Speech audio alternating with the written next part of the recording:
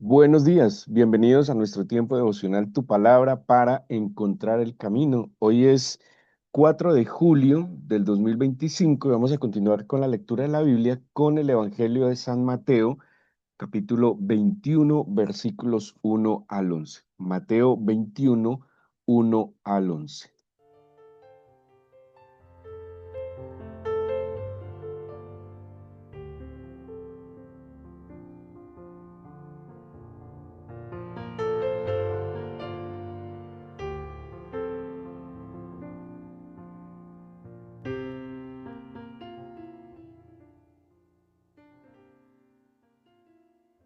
Como seguramente ha notado en la lectura del Evangelio de San Mateo, Mateo hace un fuerte énfasis en el carácter mesiánico del Señor Jesús, refiriéndose a su linaje davídico, o sea, que Él es descendiente de David y califica plenamente como Mesías, como aquel que heredaría el trono de David, aquel en quien se cumpliría aquella promesa que le hace el Señor a David, que le daría siempre a alguien que se sentaría sobre su trono. Por eso también Mateo nos está hablando muchísimo del reino de los cielos o reino de Dios. Nos va a hablar de alguna manera como de las características de este reino y también de las particularidades que tiene este reino, ¿sí? Hace un contraste Mateo en casi todo su evangelio en cómo es el reino de los cielos en contraste con el reino de los seres humanos. Y pues hay algunas cosas que son, que nos suenan un poco contradictorias o que pueden sonar un poco contradictorias, como vimos, seguramente leyeron en las bienaventuranzas, donde, donde las bienaventuranzas, que quiere decir dichoso, feliz, viene el griego makarios, que es eso, dichoso, feliz. eh, pues los motivos que dan estas bienaventuranzas para que alguien sea feliz es muy diferente, diríamos casi opuesto a lo que nos plantea el mundo y la sociedad para la felicidad, ¿sí? Entonces nos muestra un esquema muy diferente de lo que puede generar en una persona la realización. Al llegar al capítulo 21, estamos ya ubicados en la última semana de vida de nuestro Señor Jesucristo, lo que se conoce como la Semana de la Pasión, donde el Señor pues sabe, como nos lo enseña Lucas en el capítulo 9, que emprende un camino hacia Jerusalén con la certeza, pues que él tenía que cumplir el plan para que él había venido. Y el plan para que él había venido, insistentemente, lo repito, es la salvación, ¿sí? El Señor Jesús no vino simplemente a solucionar problemas, a pagar deudas, a sanar enfermedades, a liberar endemoniados. Claro que lo hizo, pero el fin último de la venida del Señor es la salvación. Porque como él mismo dijo, pues de qué sirve que se salven de todas estas cosas de este mundo si su alma se pierde. Él sabe entonces, pues que tiene que ir a Jerusalén, él sabe que se tiene que cumplir el plan redentor establecido por el Padre, donde él moriría de manera sustituta, llevando sobre sí el pecado de todos nosotros para darnos acceso al Padre.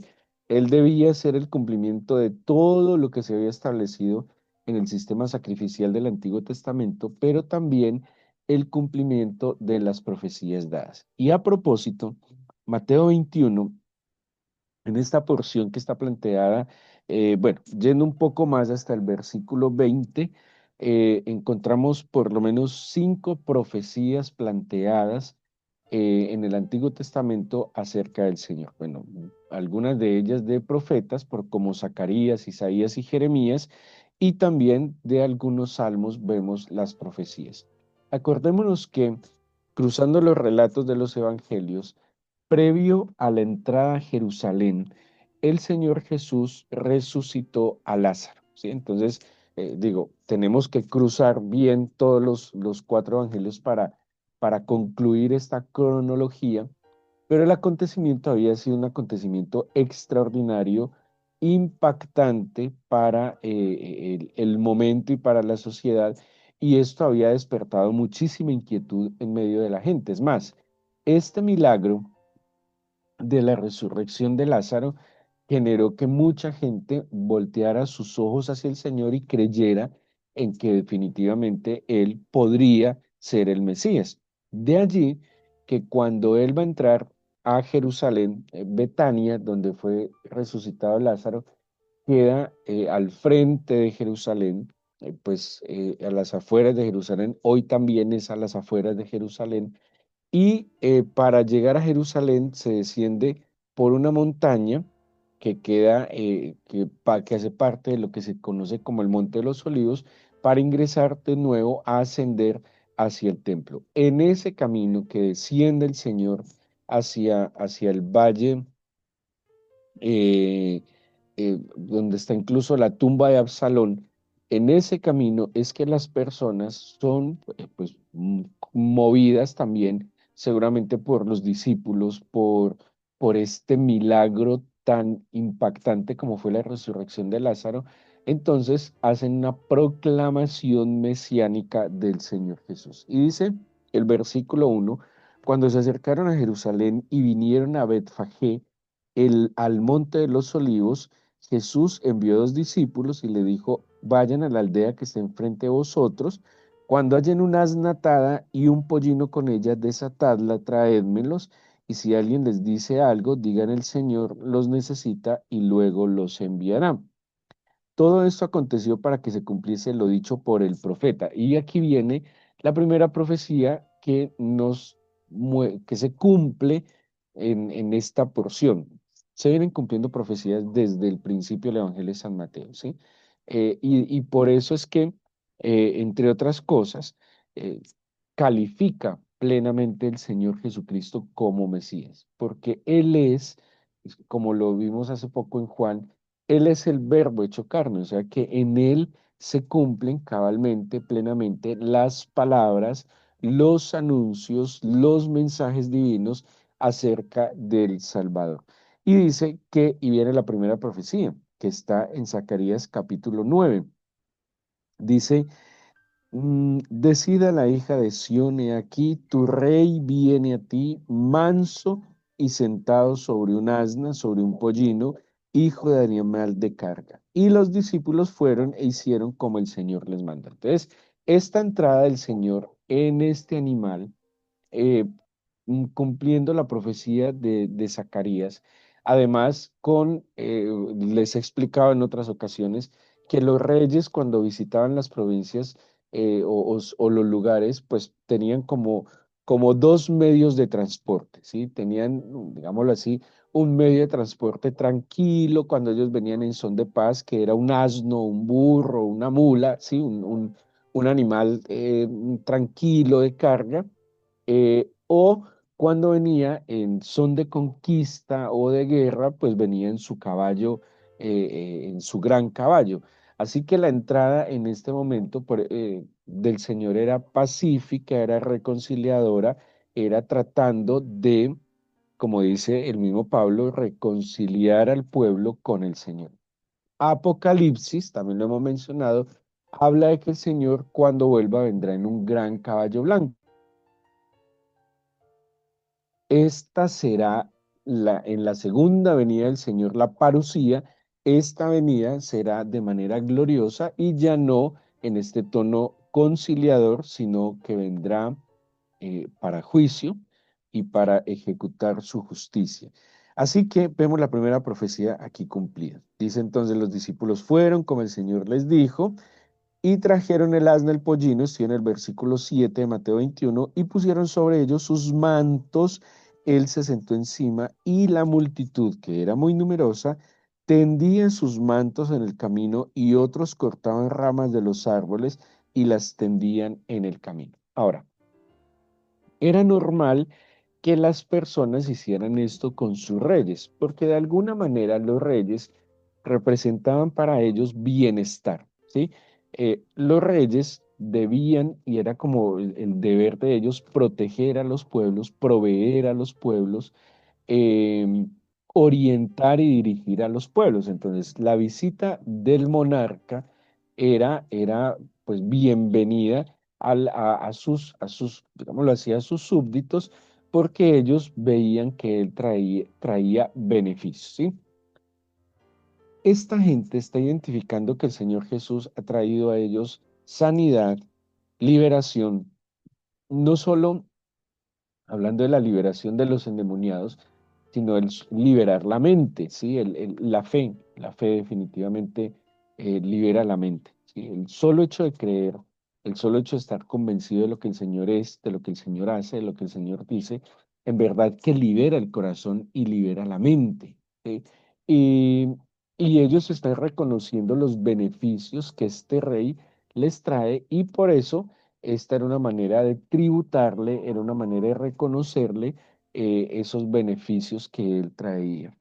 Y dice luego el versículo 9 y la gente iba adelante y la que iba detrás aclamaba diciendo, Hosana al Hijo de David, bendito el que viene en el nombre del Señor, Hosana en las alturas. Y aquí vemos cómo se cumple el Salmo 118. ¿Sí? El Salmo 118, versículos 25 y 26 dice así, se los voy a leer. Oh Señor, sálvanos ahora. Hosanna quiere decir sálvanos ahora. Hosiana, Josiana, sálvanos ahora. Y es lo que dice el Salmo 118, 25. Oh Señor, sálvanos ahora. Te ruego, Señor, que nos hagas prosperar ahora. Y dice el 26. Bendito el que viene en el nombre del Señor, desde la casa del Señor os bendecimos. Este mismo clamor, porque es un clamor que está haciendo el salmista, es el mismo clamor que empieza a pronunciar la gente que le está dando la bienvenida al Señor. Y ese clamor es impresionante. Hace poco, cuando hacíamos la introducción al seminario de Semana Santa, les explicaba ese clamor de sálvanos ahora. Sálvanos ahora es el clamor constante que nosotros deberíamos estar haciendo cada mañana, cada día al Señor por todas las circunstancias que nos rodean. Algunos tenemos literalmente que experimentar la salvación del Señor, no solo respecto a la eternidad, porque debemos tener una convicción de esa salvación, pero hay situaciones diariamente donde necesitamos ese Oceana. Voy a poner un ejemplo un poco cómico, pero se me viene a la mente como cuando en la serie del Chapulín Colorado están en un momento crítico, peligroso, angustioso, siempre ellos invocan y dicen quién podrá ayudarnos, ¿sí? Y aparece el personaje. Y ese Osana es ese clamor constante ante cualquier situación que genere preocupación, angustia, miedo, zozobra, molestia, sálvanos ahora, ¿sí? Eso es lo que ellos están diciendo. En ese momento era una generación que estaba bajo asedio, asesinaban a aquellos que medio se manifestaban, los castigaban, tenían situaciones económicas adversas, o sea, era todo, digámoslo, se habían alineado todas las situaciones adversas y pues que viniera el descendiente de David, que viniera el Mesías y que ellos le proclamaran, tenían la esperanza de una salvación integral. Y así lo enseña la Biblia. Cuando hablamos de salvación, estamos hablando, por supuesto, de irnos a una eternidad con el Señor. Pero esa salvación sí o sí se hace tangible aquí y ahora en nuestra cotidianidad, en el diario vivir. Sálvanos ahora, ¿sí? Sálvanos ahora. Sánanos ahora, libéranos ahora, guárdanos ahora, perdónanos ahora, fortalécenos ahora, libéranos ahora. Eso es lo que ellos están clamando ante una necesidad real. O sea, esto ellos no lo están diciendo como siguiendo un libreto. Es un clamor que está saliendo desde el corazón. Señor, abre los cielos sobre nosotros. Señor, derrama tus bendiciones. Levántate como escudo protector. Defiende la causa de tus hijos. Y si nos equivocamos, si fallamos, Señor, pues te pedimos misericordia. Está bien, merecemos las consecuencias de nuestras faltas, pero aún en medio de eso, Señor, tú pagaste por mis deudas, tú pagaste por mis faltas te pido misericordia, sálvame, sálvanos ahora. Esa profecía se cumple. Entonces tenemos dos, Zacarías 9:9, Salmo 118, 25 al 26. Luego, dice el versículo 10, cuando entró él en Jerusalén, toda la ciudad se conmovió y decían, ¿quién es este? Y la gente decía, este es Jesús, el profeta de Nazaret de Galilea. Y entró el Señor en el templo y echó fuera a todos los que vendían y compraban en el templo y volcó las mesas de los cambistas y las sillas de los que vendían palomas y les dijo, escrito está, mi casa, casa de oración será llamada, mas vosotros la habéis hecho cueva de ladrones. Y aquí en este versículo se cumplen dos profecías, una de Isaías 56:7 y la otra de Jeremías capítulo 7, versículo 11. Y la de Isaías 56:7 esta profecía está enmarcada en un momento donde, en una promesa donde el Señor está hablándole a los eunucos y también le está hablando a los extranjeros, eh, que tanto los eunucos como los extranjeros, eh, según el pacto antiguo, no tienen cabida en, digámoslo así, en la bendición del Señor. ¿Sí? Bueno, los eunucos porque no tienen, no pueden tener descendencia, y el eunuco, cuando muere el eunuco, muere su apellido con él. Entonces, ser estéril en el Antiguo Testamento era una tragedia absoluta. Hombres y mujeres era una tragedia absoluta, y el extranjero pues tampoco tenía los mismos derechos del nacional. Ese Isaías 56 está abriendo una brecha para aquel estéril, marco ahí el concepto en lo que es el eunuco, y el extranjero que si guarda el pacto, que si guarda el día de reposo, que si adora al Señor en Jerusalén, entonces Él le daría un lugar en el Monte Santo, ¿sí? Y ahí es cuando dice Isaías, porque mi casa será llamada casa de oración para todos los pueblos, oído, para todos los pueblos. La profecía de Isaías es la que abre la brecha anunciando que Jerusalén, que el Monte Santo de Sión, que el lugar que el Señor escogió para que allí se edificara su templo, no sería casa de oración solo para los israelitas, sino que sería casa de oración para todas las naciones. ¿Y quién cumple esa profecía? Porque ¿quién es el que hizo que naciones, todas las naciones del mundo, visitaran ese santo monte? Jesucristo. Porque los que visitan Jerusalén y han visitado Jerusalén y han peregrinado a Jerusalén en todo este tiempo, no ha sido la gran mayoría de judíos, sino que han sido la gran mayoría cristianos a causa del gran nombre del Padre, pero sobre todo a causa de la obra de Jesucristo. Se visita más la Tierra Santa por siguiendo los pasos y el camino del Señor Jesucristo, sus milagros, sus palabras, sus discursos, sus obras, que lo que se sigue de subir al templo a peregrinar y cumplir los mandamientos del Antiguo Testamento, entre ellos las fiestas solemnes.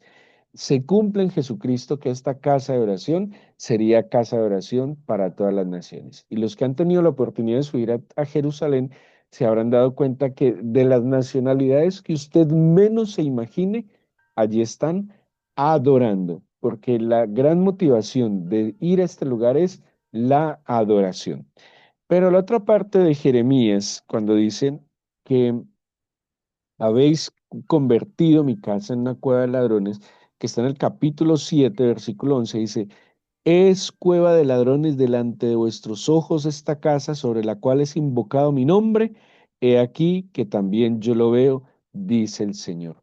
Y Jeremías, póngale mucho cuidado, la profecía de Jeremías es previa a la destrucción del templo, o sea, la casa de Dios, y la destrucción de Jerusalén. Y esto es muy tenaz, y esto pasó años después, cuando Jeremías pronunció estas palabras.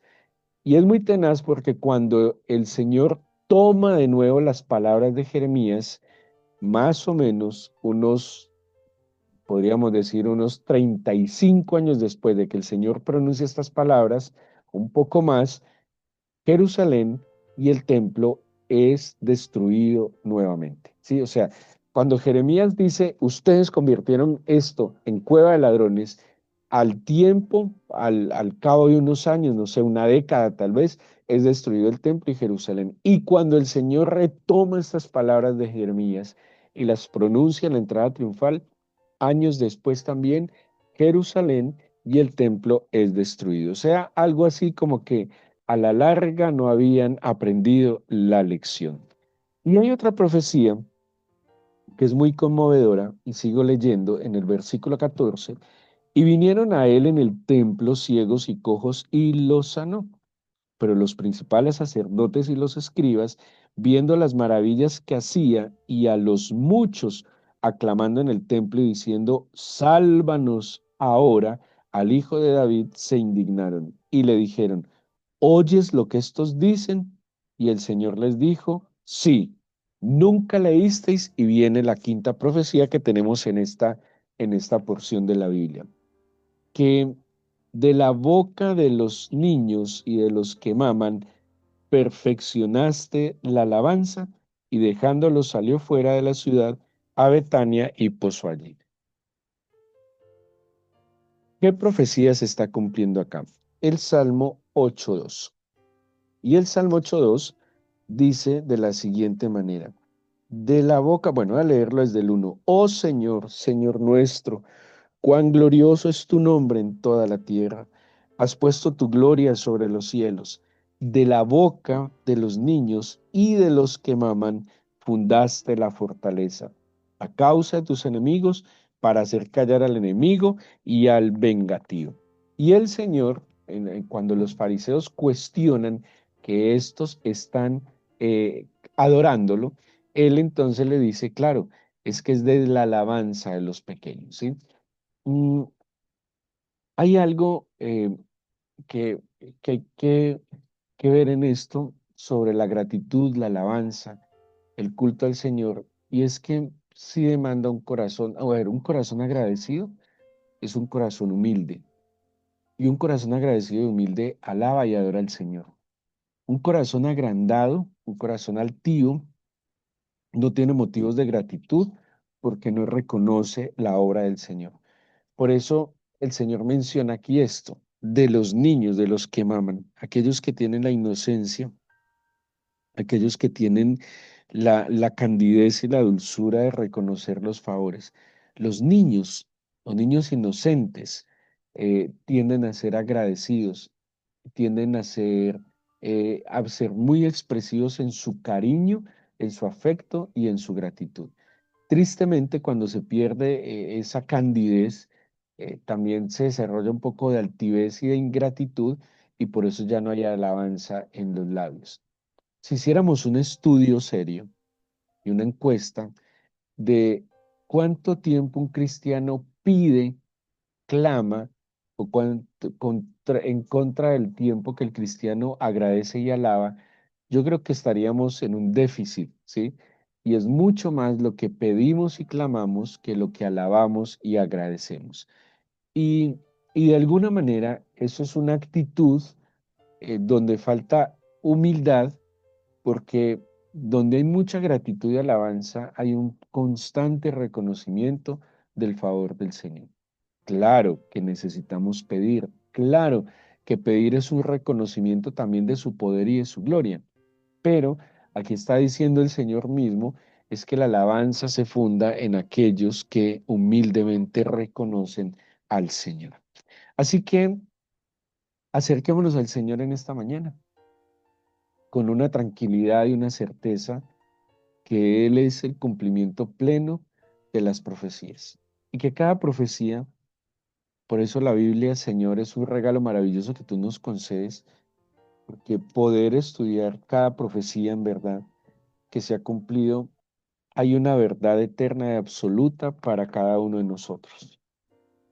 Y aquí hay verdades absolutas, y es que tú ya viniste para reconciliarnos con el Padre. Y aún estamos en ese tiempo, aún estamos a tiempo de entrar en comunión contigo, de no ser Señor, juzgados y condenados, sino de poder acercarnos al Padre y vivir bajo el esquema de tu reino, Señor, del reino de los cielos.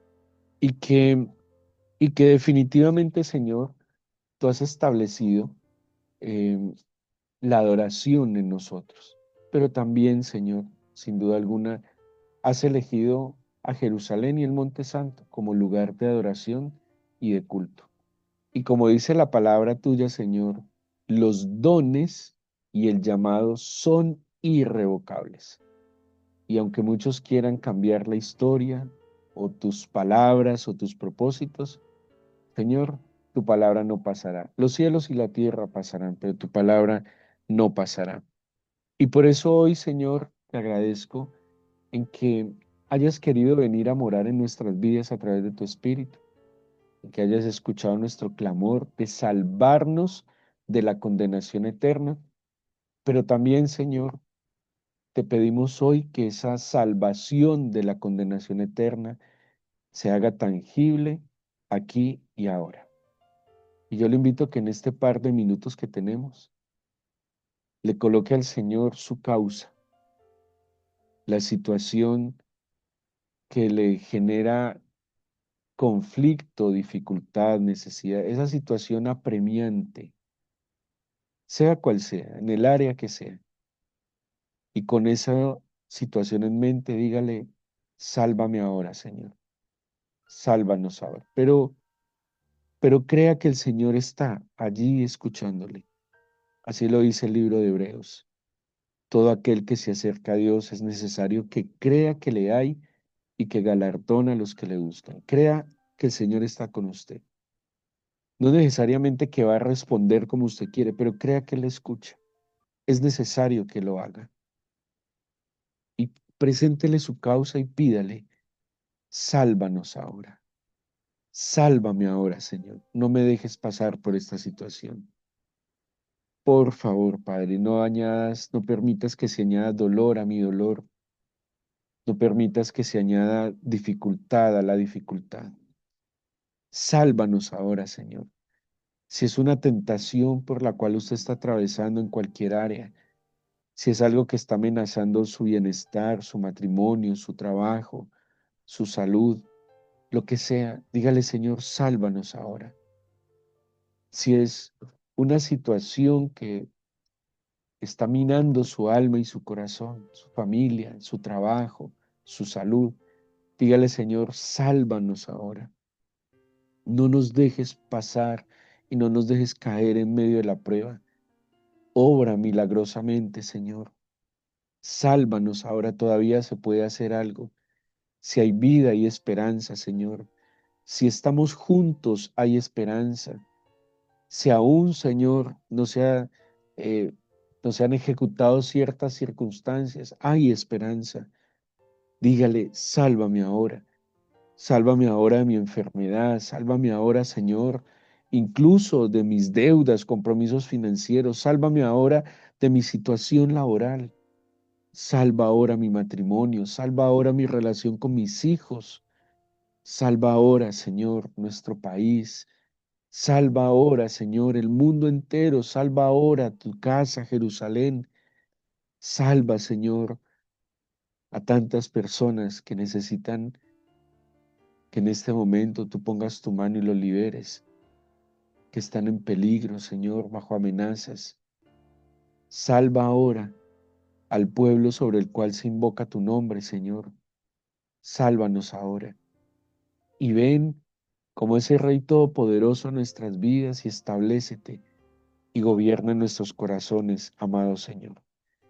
Yo te presento mi vida, dígale así, y te pido que me bendigas en este nuevo día, que me acompañes, no me dejes, Señor, y que yo experimente que tu mano está sobre mí, protegiéndome, guardándome, rodeándome, pero también guiándome, Señor. Te bendigo porque sé que escuchas nuestra oración y quedamos atentos, Señor, a tu dirección y a tu respuesta, en el nombre de Jesús. Amén.